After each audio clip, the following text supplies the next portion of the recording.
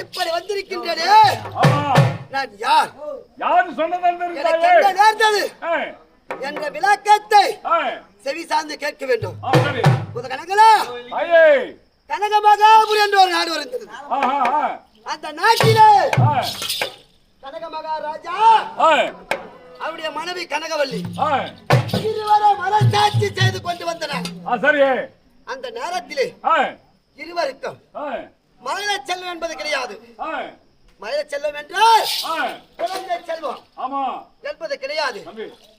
இந்த நாட்டை நமக்கு பின்பால் அரசாட்சி செய்ய வேண்டும் என்பதற்காக மன வருத்தத்துடன் இருந்தார்கள். ஒரு நாள் தினத்திலே இருவரை ஒன்றாக சேர்ந்து கானகத்திற்கு சென்றார். அப்படி கானகத்திற்கு சென்று என்னுடைய கணவராக முக்கல் படைத்து பரமசிவன் இடத்திலே அகோர தவம் செய்து கடும் தவம் புரிந்தார்கள். எதற்காக? பிள்ளைகளை கேட்பதற்காக, வாழ்வதற்காக. சபதசரி நேரத்திலே கனகராகப்பட்டவர் அவர் முன்னே தோன்றினார். அவருடைய பக்தி மெச்சி தோன்றி கனக மகாராஜா எதற்காக என்னை கானகத்திலே நீங்கள் தவத்தோடு என்று உரைத்தார். வண்ணமாக அவர் என்ன உரைத்தார்? எப்படி? பா எனக்கு குழந்தை பாக்கியம் கிடையாது. எனக்கு பின்பதாக இந்த நாட்டை ஆள்வதற்கு ஓர் குழந்தை வேண்டும் என்று உரைத்தார். அவ்வண்ணமாக என் கணவராகப்பட்டவர் பரம கணவர் என்ன அளித்தார் தெரியுமா? கருத்திலே இருக்கக்கூடிய சூழாயத்தால் என்னுடைய சக்தி எல்லாம் ஒன்றாக சேர்த்து எப்படி இடபாகத்திலே அமர்ந்தன் அல்லவா என்னுடைய சக்தி அனைத்தைய ஒன்றாக சேர்த்து ஓர் எலுமிச்சை கனியாக்கினார். ஒரு கனியா உருவாக்கினார். உண்மைதான். அப்ப எலுமிச்சை கனியை ஆக்கி அந்த கனகவல்லி இடத்திலே இந்த பழத்தை சாப்பிட்டால் இந்த உலகமே போற்றுமறையாக இருக்கக்கூடிய ஓர் குழந்தை பிறக்கும் என்று உரைத்தார்.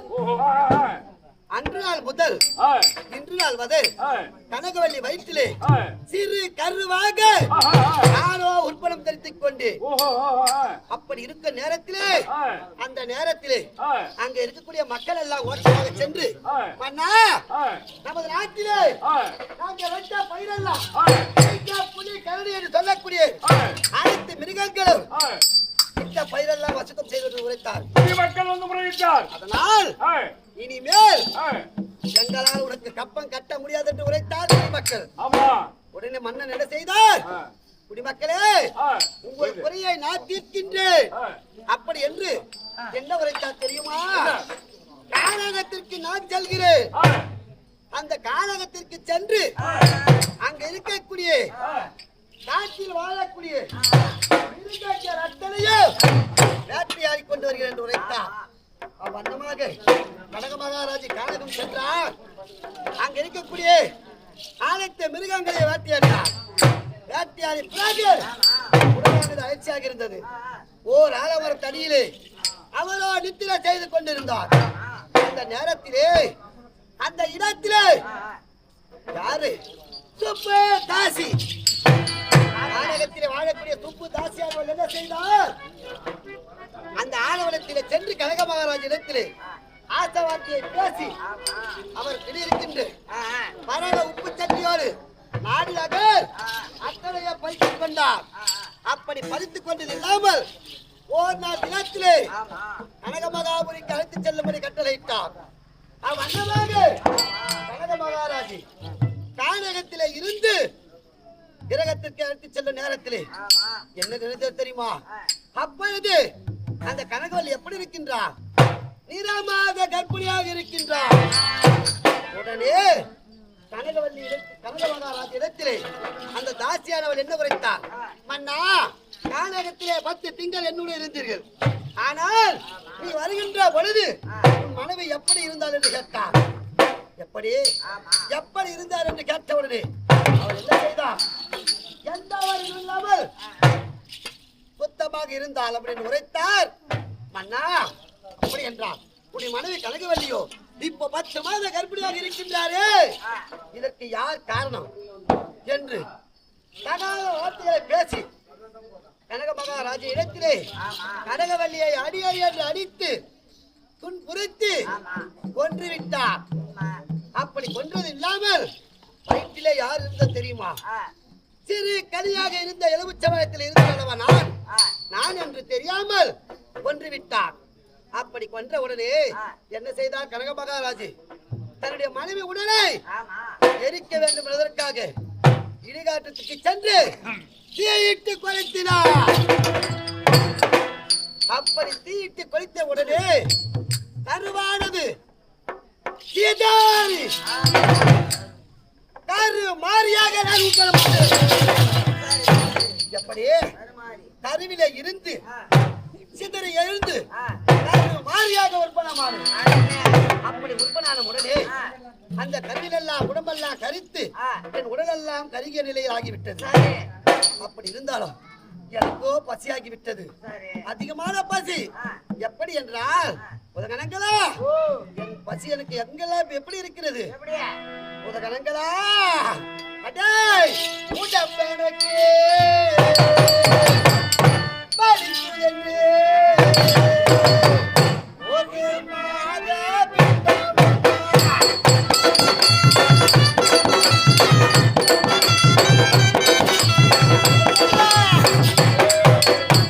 உடம்பெல்லாம் எரிகிறது. அதனால எனக்காக ஒரு மாத பிண்ட வேண்டும். அப்படி இருந்தாலும் நான் எங்கெல்லாம் அவதரித்தேன் தெரியுமா உதகணங்களா, அந்த எல்லையிலே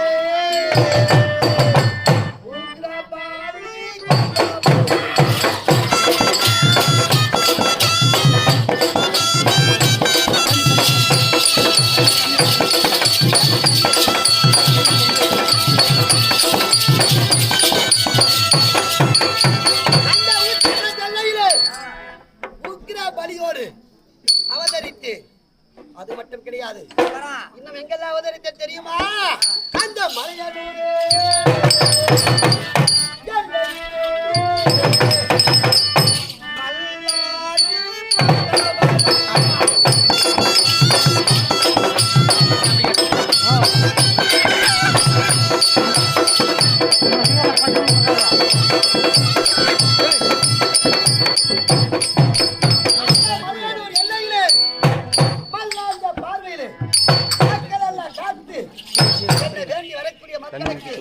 காட்சி கொடுப்பதற்காக வந்தேன். அப்படி இருந்தாலும் எங்கெல்லாம் வந்திருக்கின்றேன் உதகணங்களா,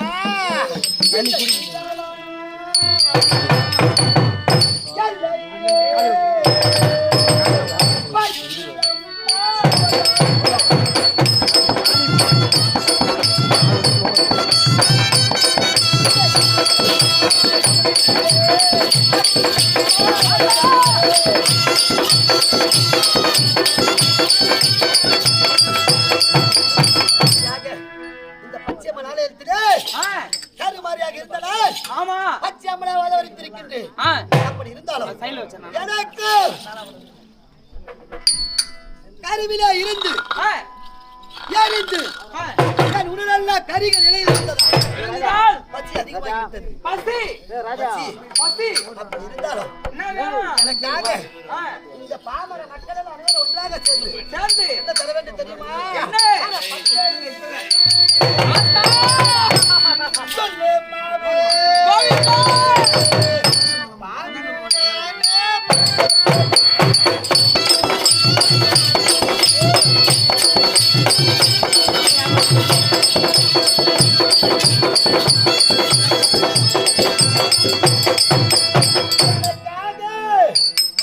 இந்த பாமர மக்கள் எல்லாம் பச்சரிசி துள்ளுமாவு படையலிட வேண்டும்.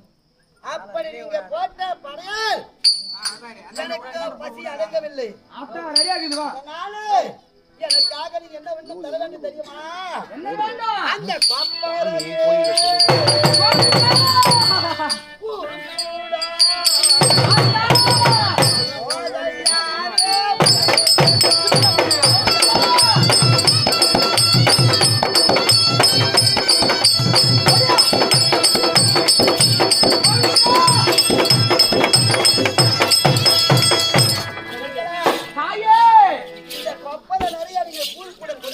கொடுத்தாலும் அபோர பசியாகிவிட்டது. பசி அடங்கவில்லை. என்ன வேணும்? நீங்க உத்திரபலி தர வேண்டும். அந்த உத்திரபலி ஆனது ரெடியாகுது. எப்படி இருக்கிறது தெரியுமா? அதே சொல்லும் கோழி கொல்லும் காதா கோதையாரே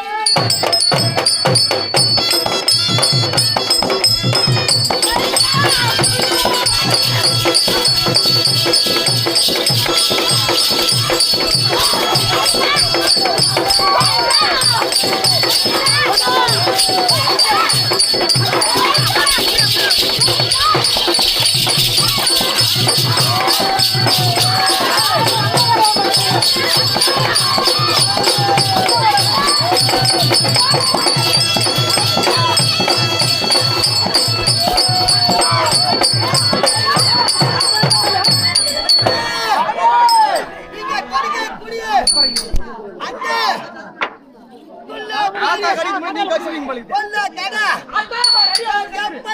பண்ணிடுவேன் தெரியுமா?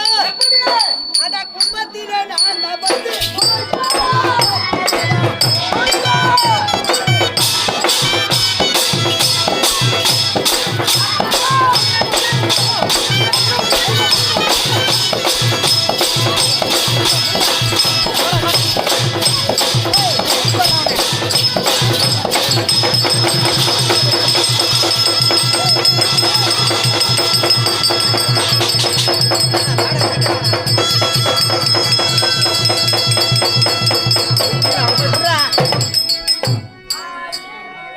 ஓடிடுவா.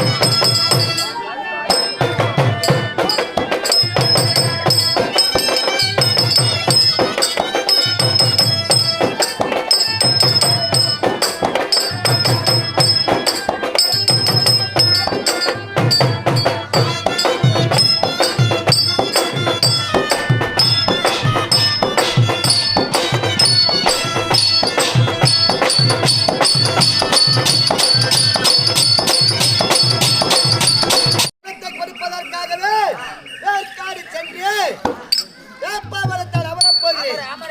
அப்படி இருந்தாலும் போக நேரத்திலே என்னுடைய பேரை நாக வீரவாசை கேட்கிறது.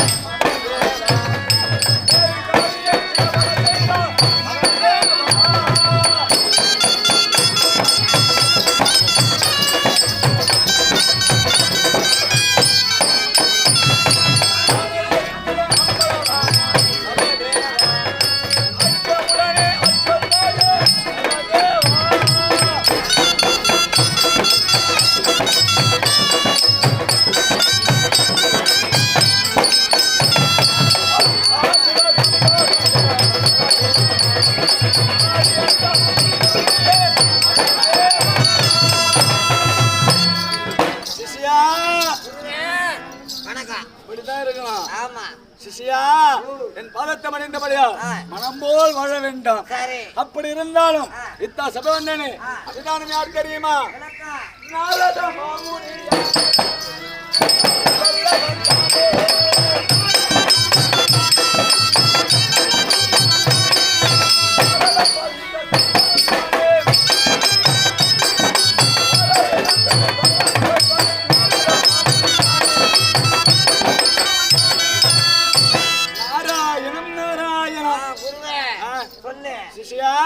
திரு என்றால் மூன்று, சொர்க்கம், மதிபம், பாதாளம்.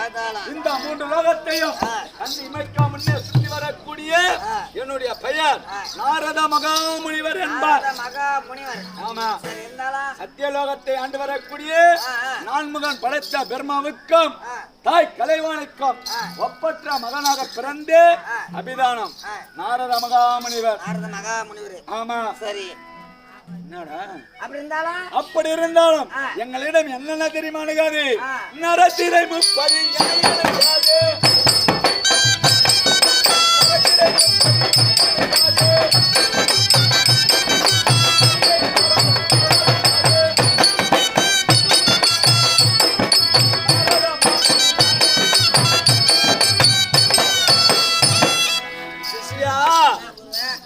திரை பிணி மூப்பு சாக்காடு.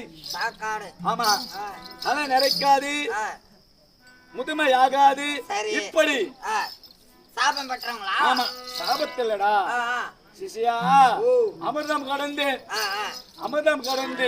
அமிர்தத்தை அருந்தினால் இது அணுகாது எங்களிடம். அப்படி இருந்தாலும் ஒரு நாளைக்கு ஒரு கலகம் செய்ய வேண்டும்.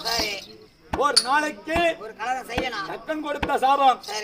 ஒரு நாளைக்கு ஒரு கலகம் செய்யவில்லை என்றால் வயிறானது வெறுத்து என் சிரமானது 16,000 சுக்குலாக எடுத்துவிடும்.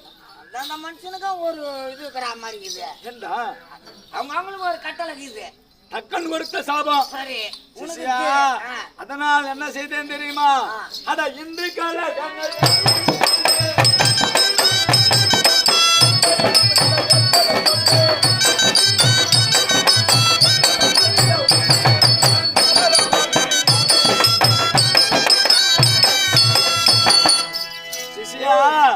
அப்படி ஒரு நாளைக்கு ஒரு கலகம் செய்யவில்லை என்றால் வயிறு பெருத்து சிரமானது 16,000 சுக்குலாக வெடித்துவிடும். உடனே நான் என்ன செய்தேன்? மும்மூர்த்தியும் அழைத்து என் மீனையை மீட்டி மும்மூர்த்தி ஒரே மனதாக கோரிக்கை வரத்தேன். தாத்தா, தக்கன் கொடுத்த சாபம் இப்படியாகிவிட்டது. என்னுடைய உயிர் பிழைக்க வேண்டும் என்றால் நான் என்ன செய்ய வேண்டும் என்று கேட்டேன். நாரதா, நடுமுத்தி நாராயண என்ன கூறினார்? நாரதா, ஒரு நாளைக்கு ஒரு கலகம் கிட்டும். வழக்கமா கலகம் எங்க பண்றதுன்னு தெரியும். அப்படி தெரியவில்லை என்றால் தன்னை நினைத்து தாரக மந்திரம் உரைத்தார் கலகத்துக்கு வழி கிடைக்கும் என்று. இன்னைக்கு எங்க கலகம் நடத்துன்னு தெரியும் ஞானத்தால. எங்கேயும் கிடைக்கவில்லை. 3 உலகத்தை சுற்றி வந்தேன், தெரியல. கலகத்துக்கு வழி கிடைக்கவில்லை. அப்ப தாத்தாவை கூப்பிடு. தாத்தாவை நினைப்பேன்.